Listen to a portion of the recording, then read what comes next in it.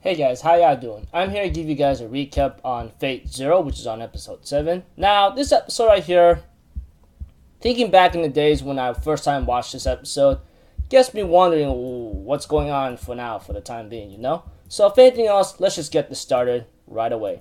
Okay, at the beginning of the episode, we have to it that the church guy, or whatever his name is, apparently he makes an announcement that the Grail War will be held on a ceasefire or a temporary peace thing until Castor is killed. Because of Castor's killings and his actions, along with his master not caring or giving two f***s about the war, they decided to order all the masters to go after Castor, you know?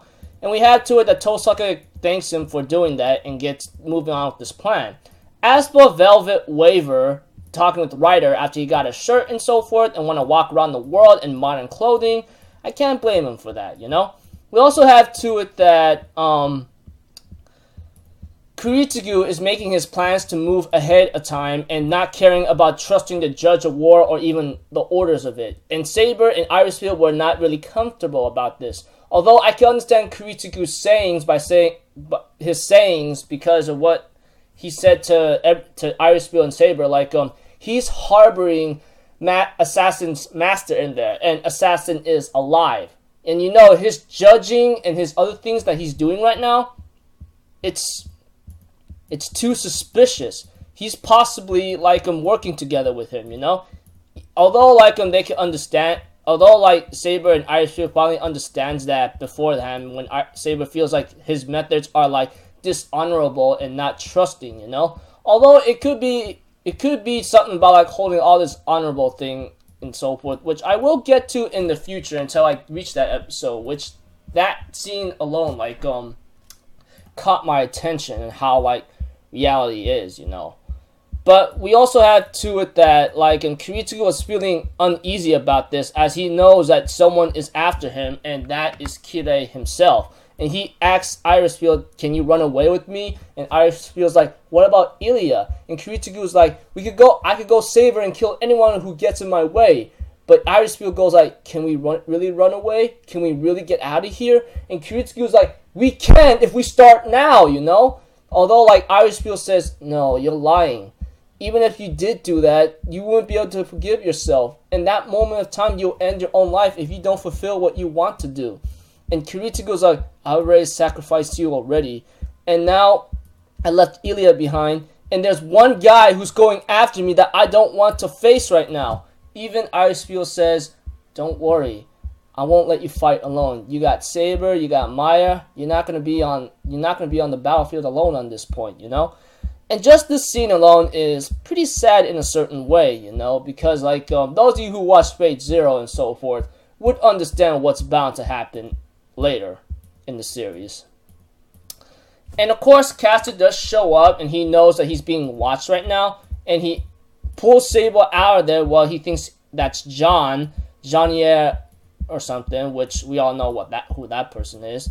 And it seems like to me that Kuritugu is right now like getting ready for combat while he asks Maya to escort Irisfield to go, you know? While Saber is struggling to fight against Castor, Lancer shows up and says, sorry, I can't let you kill her or go after her while I'm the one that scarred her to a point where I took her left arm or something, you know?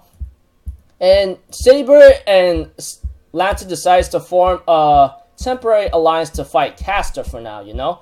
While we have to it that Kenneth himself, who apparently did survive the bombing that Kurisugu did to him using his mercury ball or magic freaking heck, I don't know what that is, which is shown at the beginning of the episode, which I did not bother saying until this way. So we have to it that Kenneth does fight against Kuritugu, and Kuritugu was cornered at one point, but he managed to escape by using double acceleration, and Kenneth was not happy with the fact that he's using like cheap magic to escape. But he knows that when Kuritugu is just making a reality marble and making his speed go double or something, it's only going to cause him a lot of stress on his body physically. And we also have to it that he uses like Mercury Ball to go find and search, you know? And we have to that Kiritsugu used his like magic again to do triple stagnate to lower his heartbeat rate into a point of 1/3 where it won't be able to hear where he is at. Kiritsugu opens fire on Kenneth by calling out his name and then shoots at him. And therefore, Kenneth says, you is that all you got? It's useless. And Kiritsugu pulls out his one gun, and he smiles like in victory and saying, I hope you have a taste of this or something like kind of face, you know? And ends there.